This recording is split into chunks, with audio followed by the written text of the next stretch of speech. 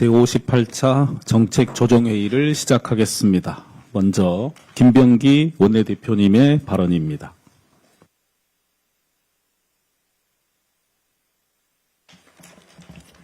발언이 다음에 안 말씀도 안 하셔가지고 시작하겠습니다. 빛의 혁명을 국민과 함께 기억하고 정의로 완성하겠습니다. 어젯밤 12.3 내란을 멈춰 세운 시민들이 다시 국회 앞에 섰습니다. 민주주의는 국민이 지킨다는 사실을 다시금 확인하는 순간이었습니다. 민주당은 이재명 대통령께서 약속하신 것처럼 12월 3일을 법정 민주화 운동 기념일, 국민 주권의 날로 제정하겠습니다. 국민의 승리를 국가의 역사로 남기겠습니다. 이제 남은 과제는 빛의 혁명을 완성하는 일입니다. 그 출발은 내란 수계 윤석열과 내란 세력에 대한 준엄한 단죄입니다. 어제 내란 수계 윤석열이 또다시 막말을 했습니다. 헌법을 뒤엎은 자가 스스로를 수호자라고 부르는 것부터가 국민에 대한 모독입니다. 변명과 거짓만 반복하는 모습은 내란 수계의 마지막 발악입니다. 민주주의의 총을 겨눈 자의 말로는 이미 결정되어 있습니다. 감옥에 들어가 감옥에서 생을 마치는 것입니다. 이 윤석열과 똑같은 궤를 그리며 발언을 한 장동혁 대표의 행태는 정말 유감입니다. 비판을 넘어 단죄받아야 할 수준입니다. 윤석열의 개변을 받아줬고 내란 세력의 논리를 그대로 확산시키는 그런 분이 어떻게 공당의 대표를 자처할 수 있겠습니까? 이것은 단순한 정치적 편들기가 아니라 내란 논리의 복창입니다. 내란 공범의 길을 스스로 선택한 것입니다. 내란의 책임은 타협도 용서도 허용되지 않습니다.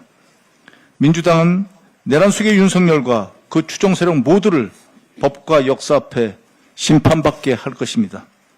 국민이 지켜낸 민주주의, 이제는 정의구현으로 완성할 것입니다. 국회 마비, 국민 피로, 그리고 기자 과로의 필리버스터, 이제 바로 잡겠습니다.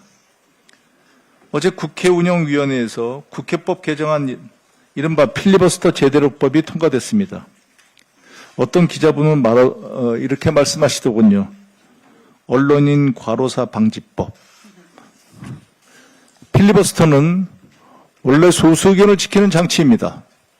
그런데 지금 국회에서는 당리당략을 앞세워 국회를 멈춰 세우고 협상 우위를 위한 정치 기술로 악용되고 있습니다. 무엇보다 개혁 법안을 막겠다고 민생 법안까지 필리버스터로 볼모를 잡는 행태가 책임 있는 정치라 할 수는 없을 것입니다. 이번 개정안은 무제한 토론 진행을 국회의장이 지정한 의원에게 맡길 수 있게 하였습니다. 출석이 제적 5분의 1에 못 미치면 즉시 정회되게 하였습니다. 텅 빈 회의장 필리버스터는 이제 사라질 것입니다. 오해하시는 분들이 계셔서 분명히 말씀드립니다. 필리버스터의 기회는 그대로 보장됩니다. 민주당이 막으려는 것은 국민 피로만 키우는 유령 필리버스터, 국회를 마비시키는 정략적 시간 끌기입니다. 민주당은 국회법 개정안을 본회의에서 최우선 처리할 것입니다. 말이 아닌 제도로 멈추지 않고 일하는 국회, 상식이 통하는 국회를 만들겠습니다. 한미 관세 인하가 오늘 미국 정부 관보에 공식 반영되었습니다. 11월 1일 소급 적용이 확정되면서 자동차 업계가 가장 우려하던 관세 리스크가 사실상 정리된 것입니다. 항공기 및 부품, 원목, 목재, 목제품까지 한 번에 조정되며 산업 전반의 부담이 눈에 띄게 가벼워졌습니다. 이번 속도전은 정부와 민주당이 원팀으로 뛴 결과입니다. 한미정상회담 합의부터 대미투자특별법 발의, 관보 개재까지 흐름이 막힘없이 이어지고 있습니다. 이제 우리 기업들은 예측 가능한 환경을 바탕으로 전략을 세울 수 있습니다. 관세 변수 완화는 투자와 수출에 분명한 긍정 신호입니다. 민주당은 이 성과가 산업 경쟁력 강화로 이어지도록 정부와 계속 긴밀히 협력하겠습니다. 이상입니다. 다음은 한정혜 정책위 의장님의 발언이 있겠습니다. 네, 12월 4일 오늘은 이재명 정부 출범 6개월이 되는 날입니다. 당정대는 지난 6개월 대한민국 정상화를 위해서 숨가쁘게 달려왔습니다. 혼란과 분열의 시대를 끝내는 동시에 국민의 일상을 회복하는 데 주력한 180일입니다. 다행히 민생경제 회복의 성과가 나타나고 있습니다. 3일인 어제 발표된 3분기 경제 성장률 잠정치는 1.3%로 2021년 4분기 이후 만에 최고치를 기록했습니다. 우리 경제 성장률이 1%대로 회복한 것은 지난해 1분기 이후에 약 1년 6개월 만입니다. 국민의 땀과 그리고 정부의 노력으로 함께 만들어낸 회복의 증거입니다. 이재명 정부 출범 180일 외교 무대에 당당히 복귀했습니다. G7, UN 총회, 아세안, 경주 APEC, G20 정상회의 등 주요 국제회의를 통해서 대한민국의 국제사회 복귀를 알렸습니다. 대미 관세 협상을 성공적으로 마무리했고 핵 추진 잠수함 도입이라는 30년 수건 안보 성과도 이루어냈습니다. 국격 회복과 실용 외교로 국제사회에서의 신뢰와 또 위상은 한층 높아졌습니다. 하지만 빛의 혁명은 아직 끝나지 않았습니다. 내란 가담자들에 대한 수사와 재판은 진행 중입니다. 사적인 야욕을 위해서 헌정 질서를 파괴하고 민주주의 파괴를 시도한 무도한 세력은 그에 응당한 심판을 받아야 합니다. 이재명 대통령의 말씀처럼 다시는 쿠데타를 꿈조차 꿀 수 없는 나라, 누구도 국민 주권의 빛을 위협할 수 없는 나라를 만들기 위해서 민주당은 국회에서 그 역할을 충실히 해나가겠습니다. 이재명 정부와 민주당은 빛의 혁명을 만들어주신 국민을 믿고 흔들림 없이 가겠습니다. 2026년도 예산안이 법정 시한 내에 통과됐습니다. 국민과의 약속을 지킬 수 있게 돼서 다행스럽게 생각합니다. 대한민국의 미래를 책임질 과학기술과 산업을 육성하고 또 기후위기에 선제적으로 대응하기 위한 지속가능한 성장 예산을 확보했습니다. 국민 생명과 안전 강화, 국가안보 및 재난 대응 역량 향상에 필수적인 사회 안전망 구축 예산도 확보했습니다. 수도권 호남, 영남, 충청, 강원, 제주 등 각 권역별 핵심 사업 예산 또한 확실히 챙기면서 국가 균형 발전을 가속화할 예산을 증액했습니다. 영유아부터 어르신까지 모든 계층은 물론 소외된 사회적 약자들의 삶의 질을 개선하고 부담을 경감시킬 예산도 확보했습니다. 지역사랑 상품권, 국민성장펀드 등 이재명 정부의 주력 사업 예산은 원안대로 통과되었습니다. 2026년 예산이 민생 회복, 경제 성장의 결과로 이어지도록 역량을 집중하겠습니다. 윤석열 정부의 국유재산 무더기 헐값 매각 의혹이 재차 확인되고 있습니다. 언론에 따르면 윤석열 정권 시기에 국유재산 헐값 매각 현상이 두드러진 것으로 나타났는데요. 윤 정부가 출범한 후에 발표한 국유재산 매각 활성화 방안 이후 2023년부터 매각된 국유재산은 감정평가액보다도 무려 1,820억 원이나 저렴하게 낙찰되었습니다. 또한 그 시기에 경쟁 입찰 방식으로 매각된 부지 중에 3분의 1은 감정 가격의 70% 미만으로 낙찰된 것으로 드러났습니다. 그 이전인 2020년부터 2020년까지는 낙찰가 총액이 감정평가액 총합을 넘어선 것과 비교해보면 윤석열 정권의 헐값 매각을 의심하지 않을 수 없습니다. 이에 대한 철저한 실태조사가 필요합니다. 윤석열 정권 당시 국유재산 매각 과정에서의 시급성을 포함한 불명확한 매각 사유와 기준, 또 민간 매각 후에 다시 공공기관에 재매각됐다는 보도가 나오는 등 불투명한 절차 등 헐값 매각 의혹이 발생한 이유와 흠결 유무에 대한 철저한 검증이 이루어져야 할 것입니다. 정부는 지난달 대통령의 국유재산 매각 전면 중단 지시 이후에 전수조사에 착수한 바 있습니다. 명확한 진상규명을 위해서 정부는 철저한 조사에 만전을 기해 주시기 바랍니다. 민주당은 지난달 헐값 매각 의혹의 전면 규명을 위해서 윤석열 정부 국유재산 헐값 매각 진상규명 특별위원회를 구성하고 국유재산의 무분별한 매각을 방지하고 심의 과정을 강화하도록 국유재산법 개정안을 발의한 바 있습니다. 국공유재산은 국민의 자산이자 미래 세대의 자산이기도 합니다. 공공의 자산이 무책임하게 매각되는 일이 더는 발생해서는 안 될 것입니다.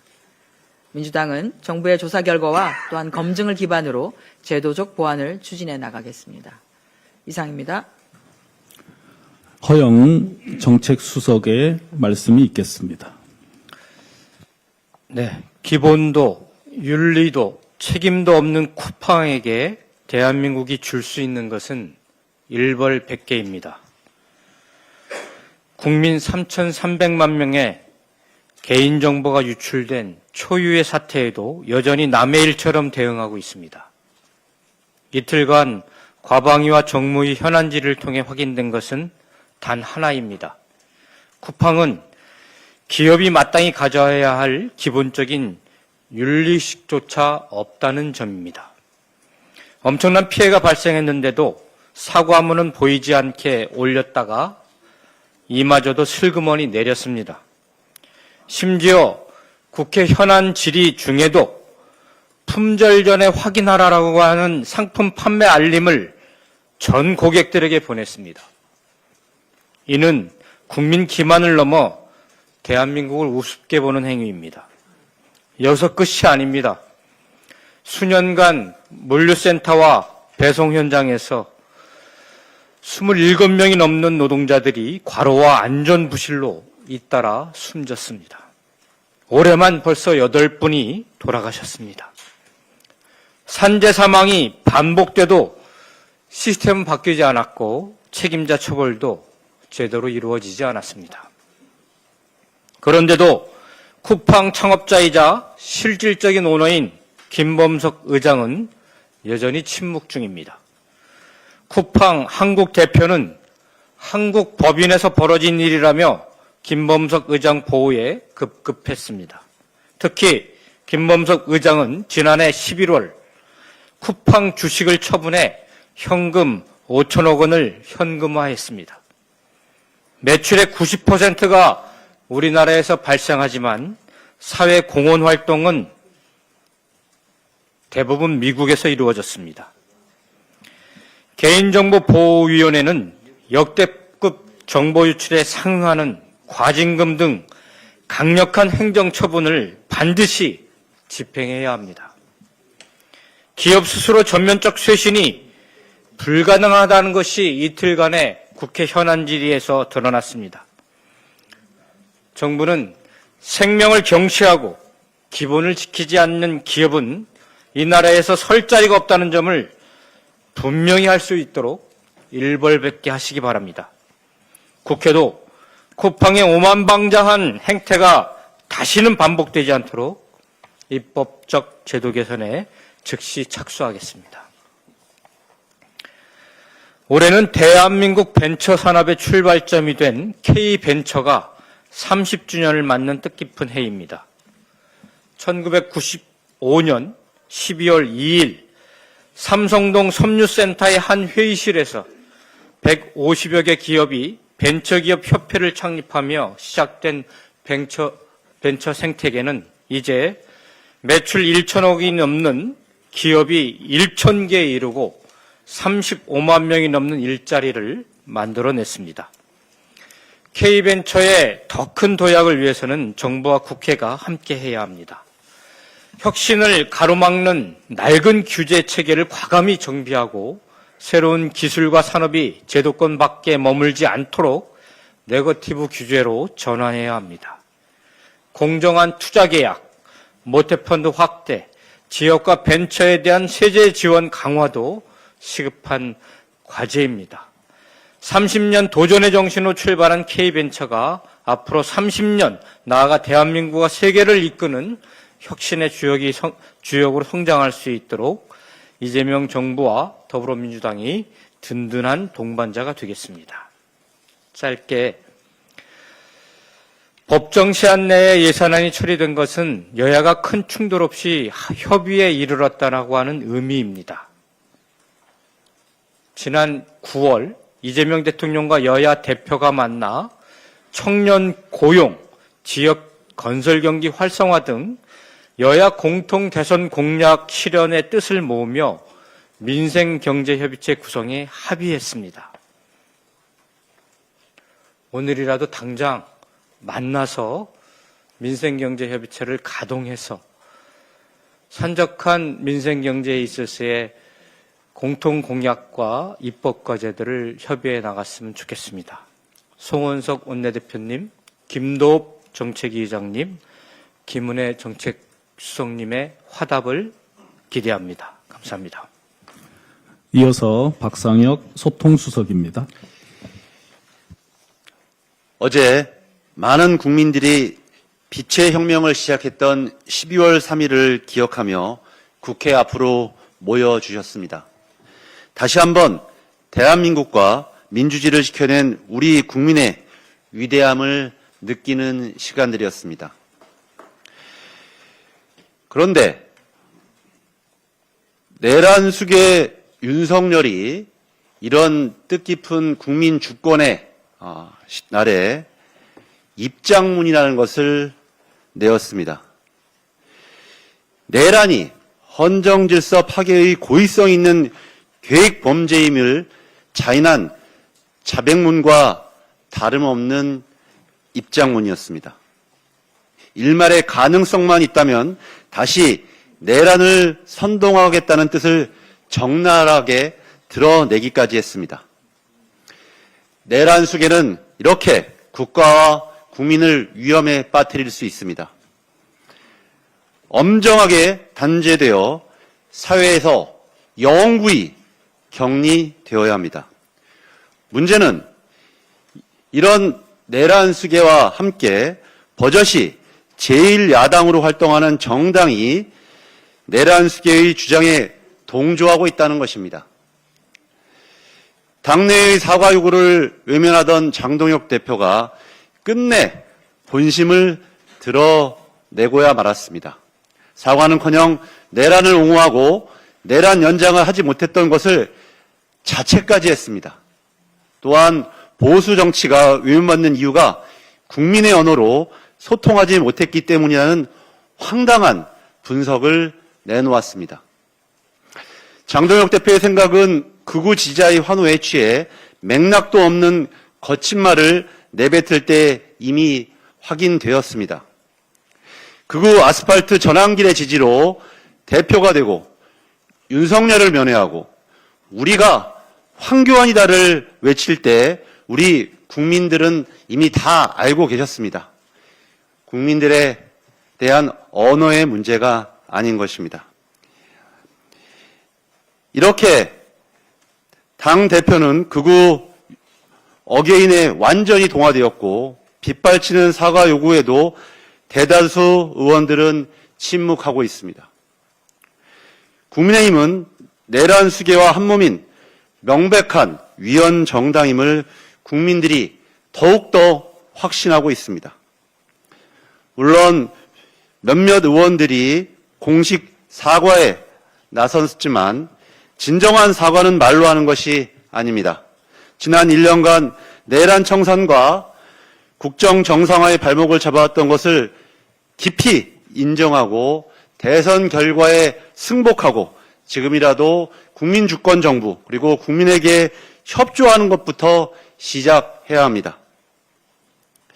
더불어민주당은 단호한 내란 청산과 민생개혁 완수, 국가 정상화를 통해 빛의 혁명을 끝까지 완성해 나가겠습니다.